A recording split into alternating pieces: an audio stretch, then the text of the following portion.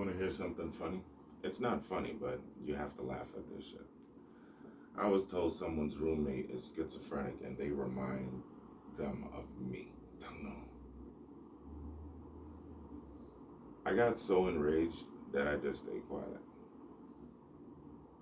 So another thing said was like, last time we spoke, this and this and that, that and that and this.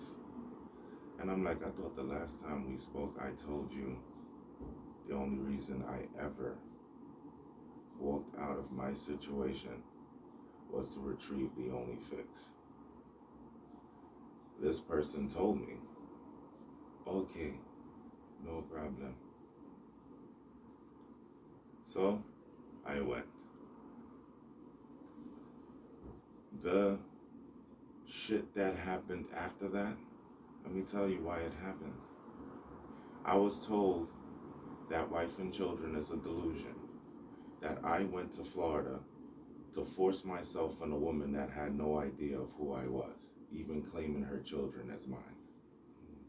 That I attacked someone else and have a history of psychotic behavior. I said, not only have I been in law enforcement at this time, it was 11 years. Not only have I been in law enforcement for 11 years and doing all kinds of jobs from healthcare to moving, but I have never ever had an infraction with law enforcement. The only thing I have on my record is smoking weed at the age of 18 in a city park, which was not put on my record because the judge said don't do it again and tossed it. Gun license, driver's license, wife and children. House, dogs, financially stable. Job opportunity. You're gonna feel really weirded out by this shit. A safety manager. In other words, I went to construction sites with my hard hat, blueprint, and checklist. $80,000 a year. 2008. Opportunities galore. Prior to that, I was working doing window treatments. At this time, this is 2006. I was making, on paper, $15 an hour. I worked for like an hour, maybe 2 hours. I would get a $500 check every week for roughly working 9 hours out of the fucking week. You understand me? For actually doing something other than just being there around the owner from like 9 fucking hours. My own LLC, Culver Consulting LLC, established in Ottawa, Canada. So it was my company. Checks were issued in my wife's name because my wife is Canadian and I am an immigrant. You understand what I'm saying? Either way, something occurred. My daughter's property was removed from her. I and wife lost our mind over the shit because the person they pointed out as who did it basically was my daughter's godmother. So that got took off. It infuriated me because I'm like, I already aided out of the asset to not only that person but someone else and the fucking person that did it. I gave 3 people out of my daughter's shit, and then the whole thing disappeared. I was told by my wife that I gave it to Summer. When I left to go get it, I had no intentions of going to New York. When I was told the only way you're going to get it is if you go to New York, I said, well, that's the only fix. And decided, okay, Just gonna go there 2, 3 days tops and come back. My debit card is still functioning. I have 6 figures on that debit card. I don't give a fuck. I'm trying to fix what mattered to me. I don't. So I'm here. Not even 2 days later, my wife turned off the debit card. My Florida phone, Metro PCS, wasn't working here like that. It just sucked. I wasn't getting much connection to anything. Yeah. Either way, when the card got cut, I said, no, that's it. I need to go. So you need to give me my shit, or at least buy me a ticket to go the fuck back home, because all my money has been cut off. I was told, you ate your fucking money out. Eating turkey necks. Now listen, I'm well off. I'm having oxtail when I want. I'm eating swordfish, kingfish, red snapper, all the expensive things. I'm shopping at Farm Boys. Wife getting pissed off when we go to Save-A-Lot or some shit like that, the red store. And the day I went to Best Deals, because my poor ass is still poor mentally, I saw lamb stew packages for $10. Like, I said, lamb? Whoo! So I come home, my wife looks at me like, why the fuck did you go to Best Deals? Like, I'm like, because we saved some money, we're moving to Florida. She said, all right, first of all, don't ever place money as a priority. Get the food that's going to keep us healthy and live a longer life. Don't ever do this shit again. Yeah, I was being washed clean of my poverty mentality. Right.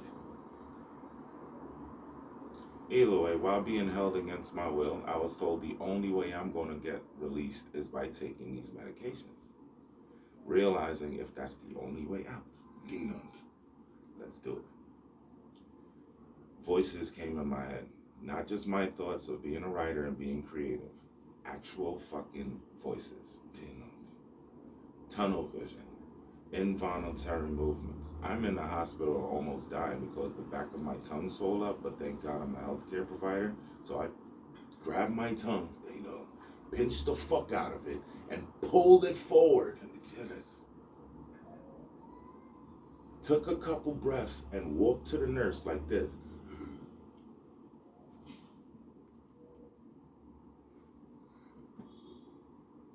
My tongue is swollen.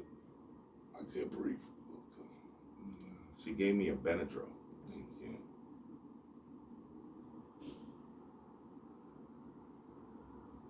a depression stick. I don't know why it worked, but it worked. Damn. So then they took Haldol out of my fucking prescription. I was given Cogentin, Seroquel, and Haldol. Damn. For something that I was telling the truth about, but they all believed was a lie. I got labeled delusional. I took medication, got labeled schizophrenic. I was so fucking mad that I called my wife thinking that she's behind it and cussed her from heaven to hell. Yes. Cussed her from earth to the sun. And then from the sun to fucking Pluto. I instilled fear in a woman that didn't deserve it. So now with the person I loved unconditionally, I just fucked it up over somebody I hated. I was so happy to get away from somebody that I decided I'm not fucking this up for no one. They done it. And still ended up fucking it up. I stopped talking to people because I'm like, it doesn't make sense that you are, when people already believe something about yourself, especially if they believe you're delusional, right? They will listen to you and act like they're adhering to what you're saying and turn around and go say, yeah, he's crazy as fuck. I couldn't rap. I couldn't write. I barely could walk. It was taking away my motor functions. And voices in the head. Not like how when you're a child and they force religion on you, so you pray and your thought of mind takes over, and you will think rustling trees, debris blowing by you, your door closing, you're about to go, and your gate slams. So you're like taking everything as a response, thinking, nah, not that. Actual fucking voices. Just continuously going and going and going. So either way, they realized I wasn't gonna be about this shit, so they upgraded my prescription to a needle. Yeah. So they said, if you take this shot, we will release you. I said, all right. Took the shot. I was released in like 4 or 5 days later. No currency, no nothing. So I'm now in the shed, still waiting for this lady to come again. Because all the shit that sent to me, that was being told that I am, was a lie. Yeah. So I'm like, all right, since you incriminated my wife, the moment you call her and say what I fucking told you, she's gonna tell y'all we're suing you. That didn't happen. One of my neighbors who became my employer bought me a ticket to go home, because I said, all I need is a ticket to go home. And not even 3 hours later, a ticket was handed to me, because this is a real Christian, right? I go there and I go right to my house. No one is home. At least that's what I thought. I rang the doorbell, knocked the door. I hear a dog barking. You know, still I don't see no window move. You know, you don't hear footsteps coming, because, you know, I did security for my mom, Dina. So rather than stand, you know, Florida's hot as fuck, right? It's daytime. The sun is burning the fuck up. It's like a June or maybe even a July. Fuck. So I go in the back where the sun is like the shade of the house was given enough perimeter where there was like 2 lawn chairs or some shit. So I sit there and I take the candy out of my pocket that's for my daughters, and I put it in the lawn chair, and I'm sitting there. Next thing, a cop comes to the backyard and says, "Excuse me, sir, you can't be here." And I was like, this is my house. Yeah, my wife and children lives here. My name's on the lease. And he goes, "Sir, please come with us." Now, I do law enforcement, so I'm like, all right, first of all, this is a gun state, so you make any kind of move, they're going to think you're reaching for a weapon. So I'm like, okay. And I stand like this. And he was like, "No, you don't got to do that. It wasn't that kind of call. You just got to leave the premises." It's like, okay. So I walk, one cop in front of me, one cop behind me, go to the front. And then they was like, "All right, just place your hands on the hood. We have to search you. Do you have anything that can harm us in your pockets?" I was like, "No, I got out the hospital and came here. Maybe the only thing in my pocket is a brush and probably candy, because that's all I had in my pocket." Now, I get pat down, boom, boom, boom. I pass my ID. This cop put my name in the system and said, "Mr. Cover, look, I don't know what's going on." And I see my wife now is in the fucking house, and the door is open, and she's like saying something. I guess she was telling my daughter to move back up or some shit like that, right? But I got to see the back of her head. Her hair was up in a bun. She had no tattoo on her fucking neck. Either way, the cop says, "Now we just, you need a ride somewhere." Now these white cops in Florida, because I have no criminal history, also claim to be law enforcement for years, decided to give me a ride to anywhere I want, but not here. They can. So I'm like, okay, cool. He was like, "But there's the thing though. If you sit in our vehicle, we have to put a cuff on you." I was like, all right, I'm allergic to metal, but whatever. I don't want to stay in nothing like that, because I don't know what the fuck's happening. I just went through hell. Yeah, realize I'm still going through it. So, put my hand here, he cuffed it, put my hand here, and then sat me in like this much fucking space of back seat of a squad car. Drives me, and he was like, "Where you want me to go?" I was like, "Bro, you just took me from my home." I have never really exhibited life in Florida before. He was like, "All right, so the furthest we could take, they have jurisdiction." He was like, "The furthest we could take you is to the bus terminal."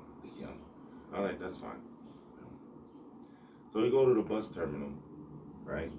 He lets me off, and I meet some pretty ass chick with a heroin addiction, and she was like, "Hi, having blah blah blah, yada yada yada yada." My sneaker says "I's my God" on it. She's like, "I really like your sneakers."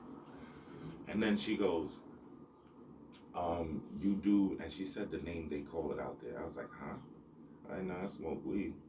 And then she goes, "Oh, okay." And I was like, "Damn, you don't look like," what did she call it, bro? Because I knew what it was right away. And she was like, "Nah, I shoot it on my toes." And then she took off the slipper and went like that, and you could see like vein was compromised, like she kept changing toes. Yeah. So either way, I'm like, damn, I need to make a phone call. Then I remembered I have a sack of like pennies and some coins. So I'm looking for a phone. Finding a payphone in Florida was like hard as fuck too. And I'm at a bus terminal looking for a fucking payphone. And so I find one. And then when I'm walking to it, the guy was like, "Yo, there's a shelter pickup spot at a tree in Fort Lauderdale, because clearly I'm broke." So I'm like, "All right, thank you for telling me that." So instead of making the call there, I just walked towards this big ass fucking tree in Fort Lauderdale, because I'm like, yo, I'm not going back to New York for shit. So either way, let's just jump to where it needs to be. My wife shows up. I get a ticket bought for me because I went through the whole shelter shit. And they're like, "I'm going to West Minnesota, Minneapolis, whatever the fuck, right?" And because of some chick I met on thisis50.com, right? Gorgeous, this and that, 18 years old, father's in law enforcement. I'm like, "Let me speak to your father because I need some clarification." He comes on, he says he's a border patrol, this and that. And I'm like, "Well, I did law enforcement. Been speaking to your daughter on thisis50.com, blah, blah, blah, yada, yada, yada." We're on the phone. And he was like, "Yeah, this is what I do, boom, boom, boom, bop, bop, bop. Give me your info, I'll put you in the system, and you will, like, not just get the job, but you will bypass a lot of the applicants, okay?" So I'm like, "All right, I'm going to Minnesota. I'm going to Minneapolis, Minnesota." Now,